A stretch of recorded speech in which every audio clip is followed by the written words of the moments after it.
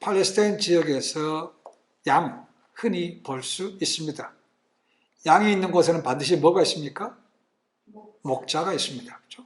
또 그 양들도 우리처럼 잠을 자야 되기 때문에 밤에는 그들이 들어가 쉴 수 있는 양우리도 분명히 있습니다. 그 양우리가 없다면 양은 사나운 맹수들로부터 자기 목숨을 건질 수가 없습니다. 양우리, 문이 있죠, 그죠? 문이 몇 개 있겠습니까? 네, 양우리는 하나밖에 없습니다. 그러니까 그 문으로 들어가지 않는 자는 다 뭡니까? 강도요, 절도라는 것입니다. 그 문 입구에 누가 있겠습니까? 목자가 지키고 있는 거죠. 어쩌면 그 목자는 그 문 앞에서 잠을 잘지도 모릅니다. 그리고 사나운 짐승들을 물리치고 또 강도로 절도들도 그들을 지키는 것이죠. 꽤 오래됐습니다. 한국의 그 다큐멘터리로 TV에서, KBS에서 양자강 상류에서부터 하류까지를 쭉 몇 차례에 걸쳐서 방영한 적이 있습니다. 그러니까 중국의 북쪽에는 황하라는 큰 강이 있죠. 남쪽에는 양자강이 있습니다. 흔히 말하면 장강이라고 말합니다. 그 장강 북쪽을 강북, 남쪽을 강남이라고 말합니다. 그 상류 지역에 나오는데 앞부분에 보니까 티베트에 대해서 나오더라고요. 티베트. 굉장히 높은 지역 아닙니까? 히말라야가 있는 곳이죠. 그죠? 근데 거기에 촬영팀이 가서 거기 있는 사람을 촬영을 했습니다. 취재했는데 그 사람 이름이 까르마라는데 까르마. 직업이 뭔가? 그 높은 곳에 있는 양을 지키는 목자라는 겁니다. 높은 고산지대이기 때문에 춥기도 하는데 이 사람들이 간 데가 겨울이었기 때문에 얼마나 추웠겠습니까? 밤에 잠을 자는데 이 사람들은 두꺼운 옷 입고 텐트 안에 난로를 켜고 다 모포를 뒤집어 썼는데도 추워서 덜덜덜 떱니다. 심지어는 얼마나 추웠던지 찍는 카메라가 얼어붙었대. 근데 더 놀라운 거는 뭐냐면 이 까마르라는 사람이 밤에 잠을 자는데 텐트 안에 자는 게 아니고 양우리 앞에 가서 자더라는 겁니다. 이 추운데, 그죠? 다 놀랐다는 겁니다. 그래서 그 사람들 물었어요. 왜 당신은 그 따뜻한 텐트 안에 거기 안에 자더라도 추운데 왜 바깥에 나와서 고생하냐 물었더니 딱 이렇게 대답하더라는 것입니다. 맹수의 습격으로부터 내 양들을 지키기 위해서 그렇습니다라고. 그게 전부. 살을 애는 듯한 추위에도 양의 생명을 지키기 위해서 있는 그 목표들 때문에 양들은 편안하게 잠을 자는 거죠. 마찬가지로 그렇죠? 이 양들이 자는 것처럼 우리에게도 영혼의 쉼이 필요한 사람이 필요한 거죠. 그렇죠? 그게 우리 구세주입니다. 그분이 목자 되는 것이죠. 오늘 말씀 보시면 예수님께서 목자라고 또 한 말씀하시면서 내가 양의 문이다라고 말합니다. 이 요한복음 시작하면서 제가 자주 말씀드렸습니다. 요한복음에는 7번의 I am 시리즈가 나온다고 그랬습니다. 나는 누구다, 나는 뭐다라는 것이 나온다고 그랬습니다. 그렇죠? 오늘 저는 나는 양의 문이다 라고 말하는 것은 이 7번 가운데 세 번째입니다. 나는 생명의 떡이다. 나는 세상의 문이다. 그 다음에 세 번째로 나오는 것이 나는 양의 문이다라는 것입니다. 세 번째입니다. 왜 이 I am 시리즈를 강조하는가? 이 I am, A고 Am이라는 것은 오직 하나님만이 쓰실 수 있는 말씀이라고 했습니다. 그래서 요한은 의도적으로 7번 완전 숫자 말하는 것은 예수님이 뭐라고요? 곧 하나님이라는 거죠. 근본이 하나님과 같은 분이라는 것입니다. 그 세 번째로 예수님께서 양의 문이라는 것입니다. 그러니까 연약한 양에게 목자가 필요한 것처럼 예수님께서도 우리 연약한 인간들에게 목자가 되신다는 것입니다. 그래서 양의 문이라고 말씀하시는 거죠. 그분이야말로 우리 인생을 책임지시는 진짜 목자라는 겁니다. 양은 목자가 문을 지킴으로 해서 편안하게 잠을 자시는 것처럼 우리 영혼들은 예수 그리스도 목자 되신 안에 있어야 우리 영혼이 편히 쉴 수 있다는 겁니다. 그래서 그분이 필요한 것이죠. 믿음의 사도 바울은 처음에는 이 사실을 몰랐다가 나중에 예수님께서 내 목자가 되시는구나, 내 양의 문이 되신 걸 알았기 때문에 그 로마의 포로로 있으면서도 이렇게 고백할 수 있었습니다. 빌립보서 4장 6절 7절에 이런 말씀이 있습니다. 아무것도 염려하지 말고 오직 모든 일에 기도와 간구로 너희 구할 것을 감사함으로 하나님께 아뢰라. 그리하면 모든 지각에 뛰어나신 하나님의 평강이 너희 마음과 생각을 지키신다고 말합니다. 하나님의 평강이 있답니다. 하나님의 평강이. 예수 그리스도 안에 있어야 그 평강을 누릴 수 있다는 것입니다. 그러면 생각해 봅니다. 어떻게 하는 것이 우리 영혼이 편안한 겁니까? 평안한 게 뭡니까? 걱정, 근심이 없는 거죠. 그죠? 그런데 우리 인생이 정말로 걱정, 근심이 없을 수 있느냐라는 거죠. 정도의 차이는 있지만, 그죠? 누구나 다 걱정, 근심, 불안한 것은 있습니다. 때로는 없을 수 있어요. 그죠? 그러나 보면 늘 그런 것이 있다는 거죠. 왜 그렇습니까? 바로 우리 육신 때문에 그렇습니다. 육신에 있고 있으니까 뭘 먹을까? 뭘 입을까? 뭘 살까? 늘 고민이 많은 거죠. 그죠? 어떻게 하면 돈을 왕창 벌 수 있을까? 어떻게 하면 좀 더 건강해질 수 있을까? 어떻게 하면 좀 더 편해질 수 있을까? 이런 것을 늘 고민한다는 것이죠. 그러니까 마음이 평안하지 않고 늘 불안불안 왔다 갔다 하는 거죠. 그럼 돈이 많다고 해서 고민이 없겠습니까?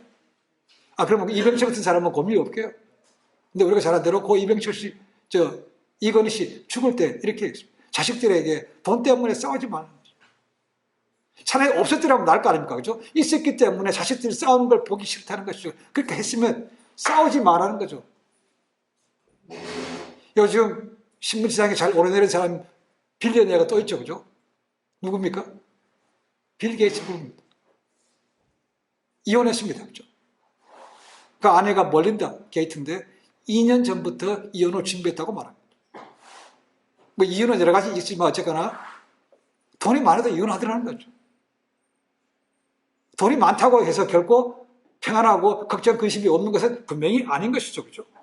이거는 우리가 있는 것에 감사하고 자족하면 되는데 그게 말처럼 잘 안 된다는 것이죠. 그렇게 많이 가졌으면서도 여전히 요즘 빌 게이츠가 얼마나 핫 이슈인지 모릅니다. 여러 가지 중국과 관계되는데 바이러스 관계되는데 그 사람이 꼭 끼어 있어요. 그러니까 얼마나 버는 시설이 그렇겠습니까? 저 정도 벌었으면 됐지 또 뭘 하려고 돈을 가지고 있으면 뭘 지고 싶겠습니까? 권력. 그러니까 추한 일에 끼게 되는 것이죠. 지금은 덮여서 잘 모르지만 언젠가는 그것이 다 까불어질 때가 옵니다. 그죠? 그 누구도 육신을 입고 있는 나는 염려, 걱정, 근심에서 자유롭지 못합니다. 근데 성경은 그렇게 자유롭지 못한 걱정, 근심을 갖다가 뭐로 정의하고 있는가? 죄라는 겁니다. 갈라디아서 5장 19절부터 21절 말씀 보면 육체에 속한 죄를 이런 것으로 정의하고 있습니다. 굉장히 많습니다. 자, 잘 들어보십시오. 육체의 일들은 분명합니다. 회복력으로 읽어봅니다. 좀 쉽게. 곧 음행과 부정과 음란과 우상숭배와 마법과 적대감과 다툼과 질투와 분노와 편나누기와 분열과 종파와 시기와 술취함과 흥청거리는 술잔치와 또 그 밖의 이와 비슷한 것들입니다. 내가 전에 말했던 것처럼 지금도 미리 말해두는데 이런 것들을 일삼는 이들은 하나님 나라를 상속받지 못할 것입니다. 바로 또 다른 편지는 뭡니까? 탐심은 뭐라고 되어 있습니까? 우상이라고 말하고 있습니다. 그것이 돈이든 그것이 권세든 여자든 더하고 더더. 그러니까 마음에 평안함이 없다는 거죠. 그러면 어떻게 주님 안에 있으면 그런 평안함을 누릴 수 있습니까? 죄사함 받기 때문에 그런 거죠. 죄사함. 용서받았다는 거죠. 그렇지만 그것이 계속해서 용서되려면 늘 그분과의 관계 속에서 내려놓는 훈련을 해야 되는 것이죠. 회개 계속 해야 됩니다. 그렇죠? 근데 그것도 쉽지 않아요. 그러니까 늘 고민이 많은 거죠. 믿으면서도 걱정, 것이 많은 겁니다. 종교개혁자 루터에 대한 유명한 일화가 있습니다. 루터는 원래 신분이 뭐였는지 압니까? 수도사입니다. 수도사. 별로 고민할 것이 없어야 되는 거 아닙니까? 일단 아내가 없으니 고민하니까 여자 문제가 없죠. 그죠? 수도사니까 돈 문제 별로 신경 쓸 일이 없습니다. 그죠? 명예를 찾겠습니까? 뭐 하겠습니까? 그죠? 이런 것이 별로 없는 거죠. 그런데도 하시면서 늘 루터의 마음에는 내 죄 했다는 것입니다. 내 탓이야, 내 탓이 그게 아니고 내 죄, 내 죄, 내 죄. 이것에서 벗어날 길이 없어. 그렇게 고민을 많이 했다는 거죠. 이 로마에 있는 교황청의 교회에 그 스칼라 산타라는 성당이 있었다는 겁니다. 그리고 그 스칼라 성당이 유명한 이유는 예수님께서 빌라도에게 잡혀갈 때 있던 법정에 있던 계단이 있다는 것입니다. 어떻게 그 계단이 옮겨갔겠습니까? 그 기독교를 국교로 인정했던 컨스탄틴 대제의 어머니가 있습니다. 이 기도로 유명했던 헬레나, 그 여자가 그것을 갖다가 글로 옮겼다는 겁니다. 그러니까 수많은 사람들이 이 계단에 무릎으로 올라가고 내려오면 자기 죄가 사함받는다고 믿었다는 거죠. 그래서 루터도 그렇게 이 무릎에 기어서 피가 나도록 오랑대를 했다는 것입니다. 그래도 죄가 없어지지 않더래요. 늘 마음속에 죄책감이 들더라는 것입니다. 근데 어느 날 또 그와 같은 것을 반복하고 있는데 한 번은 그 계단 위에 올라갔습니다. 근데 그게 아니더라는 거죠. 한순간에 빛이 쫙 비치면서 하나님의 음성이 들립니다. 뭐라고 들렸는가? 오직 의인은 믿음으로 산다. 바울이 똑같은 이면인 게 그겁니다. 바울. 하박국 선지자 했던 그 말이 바울에게 임했고 어느 순간에 그것이 루터에게도 전해진 것이죠. 그제서야 내가 이렇게 무릎으로 고생해서 죄사함 받는 게 아니구나, 믿음으로 얻는구나라는 것을 분명히 알았다는 것이죠. 그래서 그가 담대하게 그 당시 썩었던 부패했던 로마 교황청을 향해서, 교황을 향해서 오직 믿음으로 솔라 피데라고 외치면서 종교 개혁을 일으킨 겁니다. 이건 변하지 않는 거죠. 구원은 육체적으로 안 죽는다라는 말이 아니죠. 그렇죠?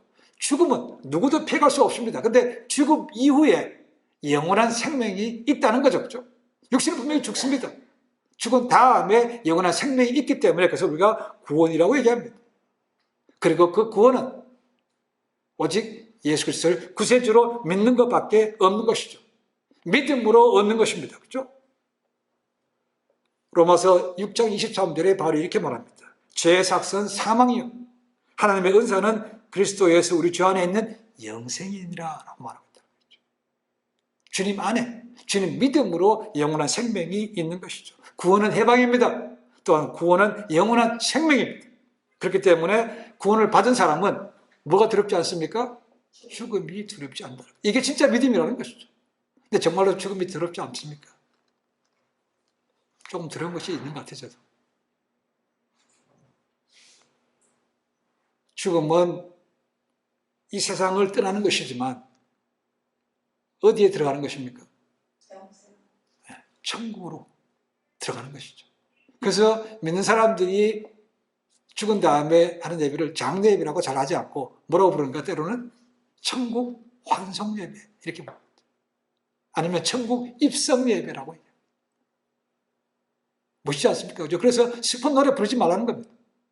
내 천국 들어가서 이제 다 들어가는데 왜 슬프냐? 기쁜 노래 부르라는 것입니다. 이게 정말 믿음을 가진 사람들입니다.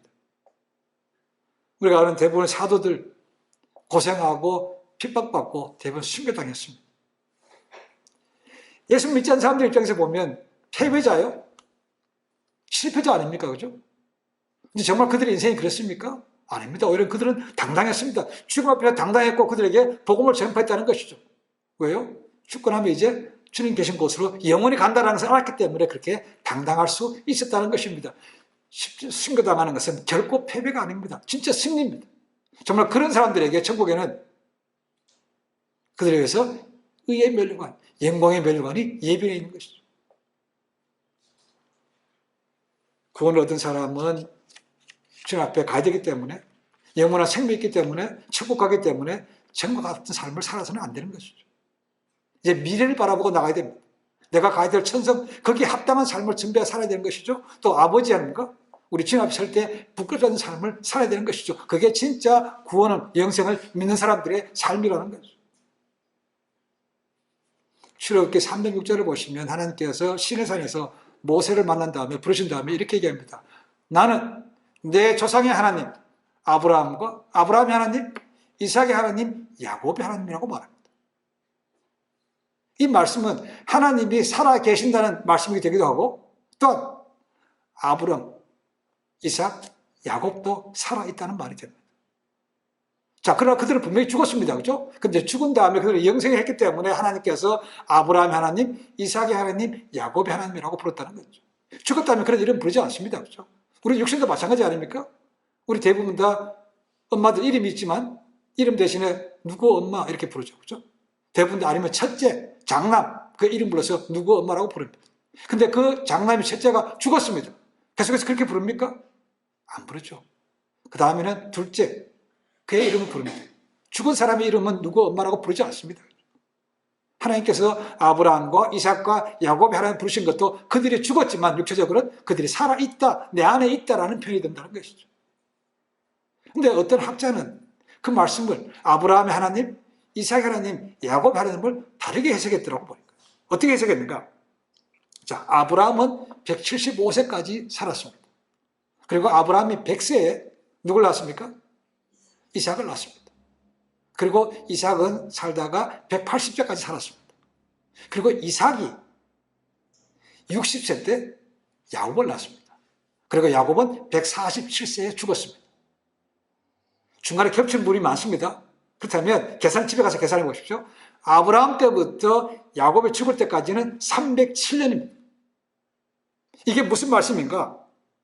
하나님께서 아브라함의 하나님, 이삭의 하나님, 야곱의 하나님을 부르는 것은 정말로 그것을 믿는 거라면, 하나님을 믿는 사람이라면, 자녀라면 최소한도 300년 이상을 하나님께서 함께 하셨다는 겁니다. 손자부터 아들부터 할아버지부터 아들, 손자까지 300년 넘도록 하나님께서 그들과 함께 하셨다는 것입니다. 진짜로 내가 구원을 믿는다면 그런 300년 동안 영원하신 300년 너머의 삶을 바라볼 수 있어야 그게 진짜 영생을 믿는 구원받은 사람이라고 얘기하고 있다는 겁니다. 그 학자는 그렇게 해석했습니다. 그러니까 구원받은 사람의 삶은 현세적이 아니고 미래를 바라본다는 것입니다. 300년 미래. 300년 앞을 내다보는 사람은 지금 현실 속에서 나쁜 것에, 쓸데없는 것에 씨를 뿌리지 않는다는 겁니다. 미래를 위해서 투자하는 삶을 산다는 투자.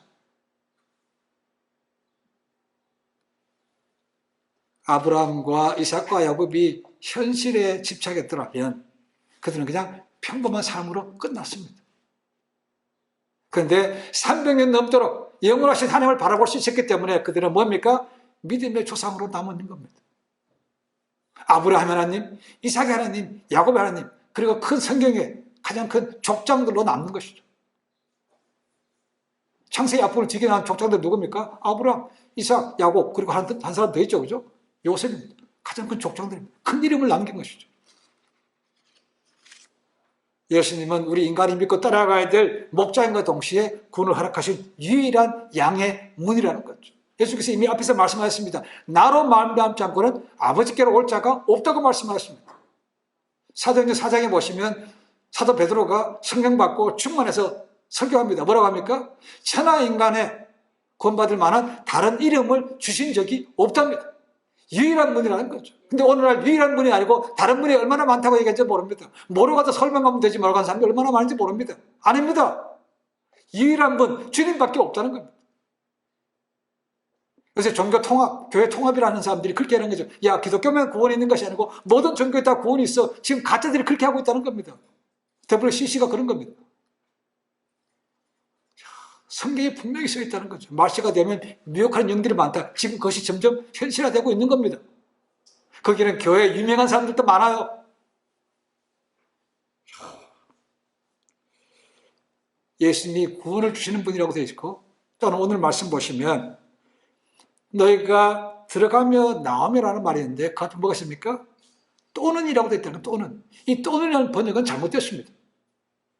또는 영어로 하면 or입니다. or.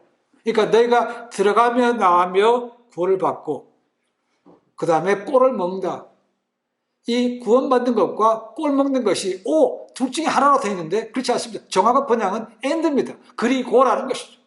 내가 생명을 얻고 그리고 들어가며 나오면서 꼴도 먹는다는 것입니다. 꼴도. 선택 O가 아닙니다. and가 맞는 거예요. 꼴은 뭡니까? 양들에게 있어서 꼴은 뭐죠? 풀입니다. 그렇죠? 풀. 영어로 보면 파스처입니다. 파스처. 들어오면 나가면서 그 풀을 먹는다는 것이죠. 그래야 양이 먹고 사는 거 아닙니까? 그죠? 이 말은 뭡니까? 구원받았습니다. 그리고 그 안에 있으면 먹지를 못해. 활동을 못해. 죽어간다는 것입니다. 그러니까 예수님께서 구원받아서 그 다음 계속해서 들어가며 나오며 주님 앞에 관계 속에서 늘 끊임없이 영의 양식을 공급받아야 우리가 제대로 자랄 수 있다는 겁니다. 예수 믿습니다. 하든지 구원받았으니까 끝. 주님하고 관계가 없어. 그렇게 해서는 그건 믿음도 아니죠, 사실. 그렇게 해서 자라지도 못합니다. 건강하지도 않아요. 믿고 나서는 끊임없이 계속해서 예수님과의 관계 속에서 나가야 됩니다. 그래야 내가 영적으로 건강해지는 거죠. 균형 잡힌 삶이 되어야 되는 것입니다. 만약에 우리가 그 양무리와 들어가면 나가는 그런 관계가 아니라면 우리가 가인처럼 될 수 있습니다. 가인이 어떻게 했습니까? 시기로 자기 동생을 죽였던 사람 아닙니까? 우리는 다윗처럼 될 수 있습니다. 그렇게 잘못했다가 어느 순간에 간음하고 살인까지 했던 사람 될 수 있습니다. 자주 나가지 않으면 베드로처럼 될 수 있습니다. 베드로, 다른 사람은 다 그럴지라도 나만은 절대 주님 배반하지 않습니다. 큰 소리 뻥뻥 쳤다가 넘어지는 거 보십시오. 누구도 예외 없이 주님과 자주 관계가 끊어지면 넘어집니다. 물론 그 다음에 회개하고 다시 돌아올 수 있지만 하여간 그런 관계가 깨지면 누구라도 자유롭지 못한 것은 분명합니다. 그러니까 늘 주님 앞에 나와서 들어가며 나가면서 내가 꼴을 먹으라고 말씀하고 있는 거죠. 나 한번 믿으면 끝이다 그렇게 말하는 건 성경 어디에도 없습니다. 그렇죠? 이게 안 되니까 뭘 못하는 겁니까? 음성이 구별이 안 돼. 목자는 양우리에 들어갈 때 나올 때마다 늘 보살펴 주는 거죠. 그렇죠? 얘가 어디 밤새 어디 아프진 않았나? 바깥에 놀다가 들어오면 또 나가다 다치지 않았나? 다 본다는 거 아닙니까? 그리고 이름을 불러요. 그러니까 그 음성에 익숙하니까 양은 어디 갔지 자기 목자 음성밖에 모릅니다. 근데 우리가 목자 대신 예수님의 음성을 듣는데 문제가 있다면 뭐에 문제가 있는 겁니까? 관계에 문제가 있는 겁니다. 안 나간다는 겁니다. 그러니까 음성 구별하지 못하는 거죠. 이게 내 음성인지 이게 마귀가 주는 음성인지 아니면 지름 주시는지 구별이 안 되는 것은 그게 관계에 있어서 음성이 익숙하지 않기 때문에 그렇습니다. 그리고 이 말씀이 익숙하지 않으니까 이 영의 꼴을 안 먹으니까 문제가 생길 수밖에 없는 거죠. 텍사스 신학교에 있을 때 그 목회와 신학이라는 잡지가 있습니다. 거기 어느 날 표지에 보니까 최경주가 떴더라고요. 최경주. 누군지 아십니까? 최경주. 골퍼입니다. 그렇죠? 아시아 사람으로는 첫 번째로 fifth major라고 불리는 플레이어스 챔피언십이라는 거기서 나가서 우승했었습니다. 근데 원래 이 최경주는 골프 선수가 아닙니다. 시작을 골프 선수 시작이 아니고 역도 씨름했던 사람입니다. 근데 그것이 나중에 이 하체를 하는데 굉장히 훈련이 많이 도움이 됐다고 얘기합니다. 근데 그 사람은 지독하게 연습을 많이 한 사람입니다. 지독하게. 언제 텍사스에 훈련 받으러 갔다가 그 서울 침례교회에서 만난 적이 있습니다는 텍사스에 근거지를 두고 거기에서 시합을 하고 그랬습니다. 근데 이 최경주가 그 잡지에 나온 것은 그가 믿음의 사람이기 때문인 거죠. 믿음의 사람이라고 해서 늘 승리하고 돈 많이 벌겠습니까? 아닙니다. 그렇게도 인생을 하다 보니까 12년 지난 다음에 위기가 왔다는 것입니다. 주변에서 그러더라는 것입니다. 야, 이제 최경주, 이제 제대로 끝났어, 이제 다시 함부로 들어올 거야, 실패하고. 이런 얘기가 쭉 돌았다는 것이죠. 얼마나 마음이 그렇게 하겠습니까?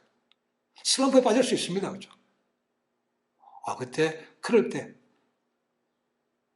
저 열심히 주님 앞에 기도했다고 합니다. 근데 한 번은 그렇게 얘기하더라고요. 중량 시합에서 퍼팅을 하는데요. 그 순간에 기도했답니다.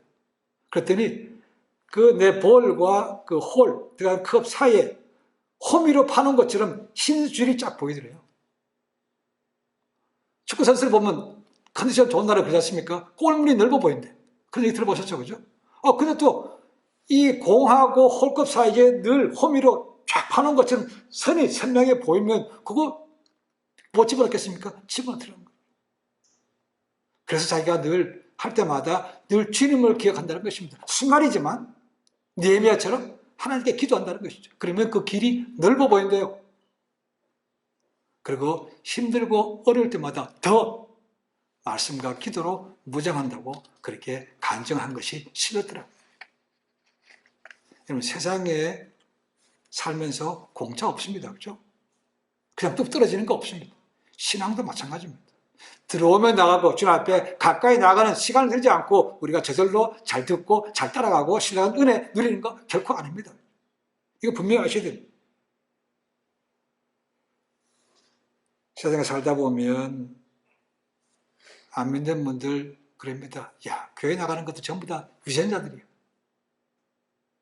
사실 그렇지 않습니까? 정도의 차이는 있지만 다 위선자들입니다. 그렇다고 해서 이렇게 말하는 그 사람들은 위선자가 아닙니까?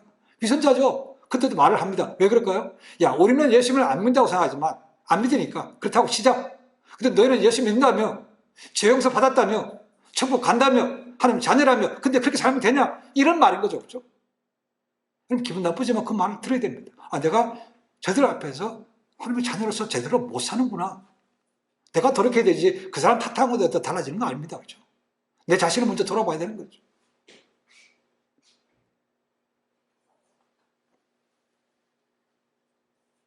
예수님, 우리의 목자 되시고, 이제 다음 주에 나옵니다만, 예수님께서 나는 선한 목자라고 말합니다.